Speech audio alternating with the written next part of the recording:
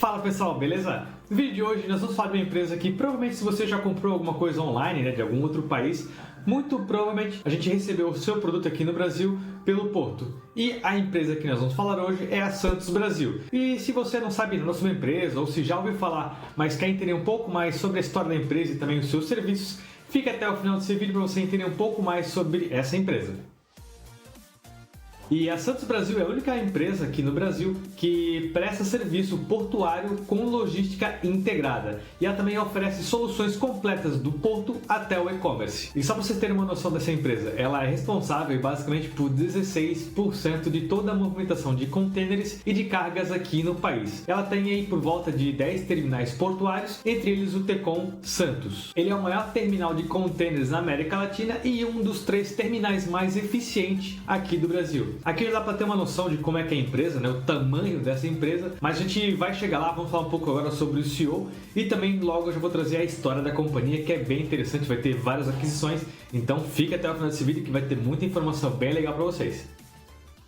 E como em todos os vídeos, eu sempre trago algumas informações sobre o CEO, lembrando que o CEO é a pessoa que toma as decisões na empresa, tanto para o curto, médio e também para o longo prazo. E o CEO da Santos Brasil é o senhor Antônio Carlos Duarte Sepúlveda, e ele é bacharel em Engenharia Civil. Vale mencionar que ele atua no setor portuário desde 1992 e na companhia desde os anos 2000. E olha só que interessante, desde 2002 ele atuou como diretor de operações da companhia e ele fez isso desde 2002 até 2010, quando de fato ele assumiu então a diretoria da companhia. É sempre bem interessante olhar esse aspecto do CEO, a pessoa que está por trás da companhia, porque a gente precisa entender se é uma pessoa que realmente tem capacidade, se tem gabarito, conhece as operações. E olhando a história do Antônio, a gente consegue observar que de fato ele já atua há muito tempo no setor e também muito tempo na empresa. Isso dá uma força gigantesca para ele, já que ele passou por diversos momentos na companhia. Então passou por momentos bons, momentos ruins,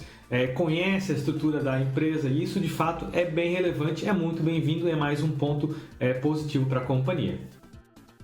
Falando um pouco agora sobre a história da companhia, eu sempre gosto de trazer essa interação, já que ela é uma fonte a mais de informações. Você consegue extrair muita coisa só olhando a história da companhia. Saber como ela se portou em determinado momento, se a crise de fato abateu ela, ou como é que ela fez para sair daquela crise naquele momento. Então é sempre muito relevante entender esse aspecto da companhia, a história. Não negligencie essa parte, é muito importante. Então vou trazer aqui para vocês alguns pontos chaves que a companhia detalhou no seu site e vou trazer agora para vocês. A criação da companhia foi em 1997 e foi nesse mesmo ano que ela teve a aquisição em leilão do arrendamento do Tecon Santos por 25 anos. Aí concessões que a empresa faz, a gente consegue ver que são de um prazo bem elevado, prazos para longo prazo de fato. E em 2006 ela já faz a sua movimentação para entrar na Bolsa de Valores, então ela lança o seu IPO lá em 2006. Em 2007 a companhia faz a aquisição da Mesquita, hoje ela é mais conhecida como Santos Brasil Logística, que também é um braço da companhia. Em 2008 ela faz a aquisição da Tecon Imbituba e também da Tecon Vila do Conde. Em 2009 a companhia faz a aquisição por concessão do terminal de veículo de Santos. Você consegue observar que ao longo de vários anos ela vem fazendo aquisições atrás de aquisições, tentando integrar mais algum outro serviço, e isso vai ficar um pouco mais claro um pouco mais à frente, onde eu vou trazer um pouco mais detalhada as suas operações, mas vocês conseguem observar que olhando a história, ela é uma empresa que cresce adquirindo outras empresas. Então esse é o modelo de negócio de expansão da companhia. Em 2015, a Tecon Santos renova a sua concessão por mais 25 anos. Isso de fato traz uma segurança ainda mais para a empresa e também para os investidores, já que é uma concessão de longo prazo, de longo período de tempo. Isso traz mais previsibilidade, traz mais realmente segurança tanto para a empresa quanto para o investidor. Em 2017, a Tecon Vila do Conde renova sua concessão por mais 15 anos. Em 2019 é feita a reestruturação da Santos Brasil Logística, que ela foca muito mais na prestação de serviço in-house e também melhoria nas operações de logística integrada. E aqui ela tem um slogan muito forte que é do porto à porta. Em 2020, a Tecon Santos ela vai receber a embarcação com maior capacidade de carga histórica do Porto de Santos, o navio Kota Pusaka. Então aí vocês veem que, de fato, a empresa recebeu aí a maior embarcação de capacidade produtiva. Não é pouca coisa. A empresa realmente tem que estar bem segura, tem que ter as operações muito bem feitas para receber um navio desse porte. Em 2021, a Santos Brasil faz a aquisição de 3 outros terminais, aqui focado na movimentação de granel líquido no porto de Itaqui. E essa foi a história da Santos Brasil. Realmente é uma história um pouco mais curta, mas que mostra muita coisa para quem dá uma olhada na companhia e quer entender um pouco mais sobre ela. A gente consegue observar que ela faz muitas aquisições, as suas concessões são por longo prazo e são renovadas, e de fato ela tem uma capacidade produtiva de movimentar contêineres de forma espetacular, de forma muito elevada. São vários e vários contêineres que ela movimenta diariamente. Eu vou esmiuçar um pouco mais aqui para vocês ao decorrer do vídeo. E já falamos sobre o CEO, um pouco sobre a companhia, um pouco sobre a história, e agora vou me adentrar um pouco mais aos tipos de serviços que ela proporciona no seu modelo de negócio. E começando com a operação portuária de contêineres. E esses terminais são especializados na operação de carga e descarga de navios, armazenagem e serviços acessórios ligados a cargas containerizadas. E como comentei, esses terminais são especializados e recebem frequentemente investimentos na companhia. Isso faz com que ela melhore o seu processo produtivo e também deixe a companhia mais ágil, já que ela traz novas tecnologias e isso acaba muito sendo benéfico para a companhia, né? Traz mais agilidade e isso também acaba refletindo nos seus consumidores, que veem uma empresa bem robusta e bem capacitada para realmente atender todas as demandas que precisam para a companhia e também para as empresas que utilizam a companhia para fazer o descarregamento das suas mercadorias. E para vocês terem uma noção, o desempenho da Tecon Santos é comparado aos melhores terminais portuários lá da Europa. Então, para vocês terem uma noção do quão grande é a Santos Brasil. E o seu segundo serviço é a logística integrada. E a Santos Brasil Logística, ela tem uma capacidade bem interessante aí de maleabilidade no seu modelo de negócio, já que cada companhia que vai utilizar ela tem um modelo de negócios diferenciado e ela pode te atender nessa situação. E lembrando que ela cuida desde o recebimento da mercadoria no Porto de Santos até o transporte e também posteriormente a distribuição. E como eu comentei, os serviços aqui nessa linha são personalizados para a necessidade e perfil de cada um dos seus clientes. A sua terceira linha de negócio então é a operação portuária de veículos e carga em geral. E o terminal de veículos é o maior terminal de veículos do Brasil. Ele tem uma capacidade operacional para 300 mil automóveis por ano. E ele também é um dos mais modernos terminais de importação e exportação do mundo,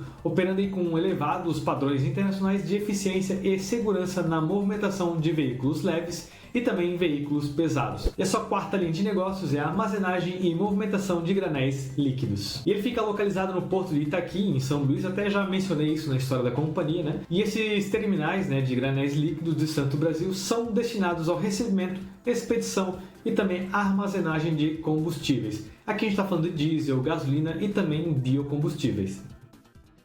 E esses são os modelos de negócio da companhia e isso faz com que a empresa seja aí uma líder no segmento, né? Ela seja líder no setor, já que vários números e vários indicadores dizem que ela é a melhor em determinado tipo de serviço. E como eu já comentei na história, ela recebeu aí o maior navio de capacidade produtiva no Porto de Santos, foi a empresa Santos Brasil que fez esse recebimento. Então, de fato, aqui ela tem uma excelência muito grande no seu serviço prestado. E agora a gente vai dar uma olhada nos números do segundo trimestre de 2022. Claro que a história é bem legal de ver, entender o seu modelo de negócio, é bem legal, bem bacana, porém os números também têm que ser conversados e os números também têm que bater com a história da companhia e é o que a gente vai dar uma olhada agora. E no segundo trimestre de 2022 ela teve um aumento na movimentação de contêineres em cerca de 1,5%, isso em comparação com o mesmo período do ano anterior. Isso de fato é uma notícia extremamente positiva, já que uma movimentação maior de contêineres significa, teoricamente pelo menos ainda, a gente vai conferir, uma receita também evoluindo e também uma receita aumentando, já que o serviço dela é realmente movimentar contêineres e receber mercadorias aqui no Brasil. E olha só que interessante, mesmo no impacto da pandemia no ano passado, ela atualmente, em 2022, ela está conseguindo aumentar os seus números, tanto em movimentação de contêineres quanto em receita líquida em comparação com o mesmo período do ano anterior. E se você notar, nós estamos dando uma olhada numa empresa do setor portuário, então ela vai receber vários tipos de produto de vários outros países. E se a gente consegue observar que ela está recebendo mais ou está movimentando mais, contêineres. Isso quer dizer que a economia, a princípio, né, só olhando esse fato bem isoladamente, a gente consegue observar que a economia está voltando a andar normalmente como antes pré-pandemia. Então, de fato, é um ponto que não tem muito a ver com a companhia, mas é uma parte mais macro, mas também é bem relevante na hora de você conhecer a companhia, também olhar a parte macro para saber como ela está dentro desse setor. No segundo trimestre de 2022, ela também fez um investimento aí de 83,6 milhões, isso em projetos de melhorias, né, projetos de expansão também, e também na melhoria nas unidades de negócio. Eu vou trazer um gráfico para vocês terem uma ideia da evolução da receita líquida da companhia. E se vocês derem uma olhada, no segundo trimestre de 2021 estava em 380 milhões e agora no segundo trimestre de 2022 está em 501 milhões. De fato, é uma companhia que mesmo na pandemia esteve muito positiva e vem aumentando seu número ano após ano, né, semestre após semestre. Isso são sinais de uma empresa positiva, uma empresa saudável, uma empresa que está tendo uma evolução muito boa na sua receita líquida.